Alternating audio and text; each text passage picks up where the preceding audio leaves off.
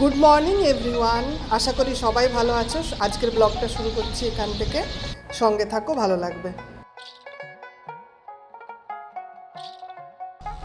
Saudi আরবে যে এত ভালো জায়গা থাকতে পারে আমার তো ধারণাই ছিল না। কুনফুদা না এলে এই অজানা জিনিসগুলো অজানাই থেকে যেত।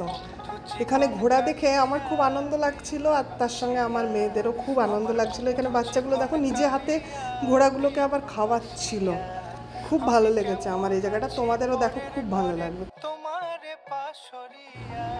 আমরা এসেছি এখানে সমুদ্রের ধারে, একটু চেঞ্জ আর কি।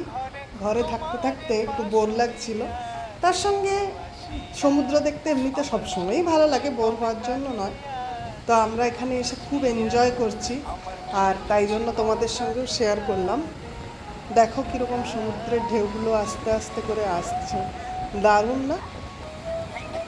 আর তোমরা কি জানো, সমুদ্রের ধারে ঘুরতে আসলে অনেক সময় ভাগ্যও চেঞ্জ হয়ে যায়।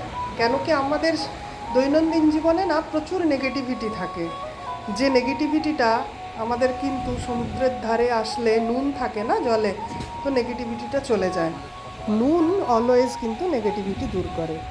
দেখবে অনেক সময় ঘরের মধ্যে নুন ছড়িয়ে ঘর মুছতে বলে, স্নান করতে বলে নুন জলে, তো এতে নেগেটিভিটি দূর হয়।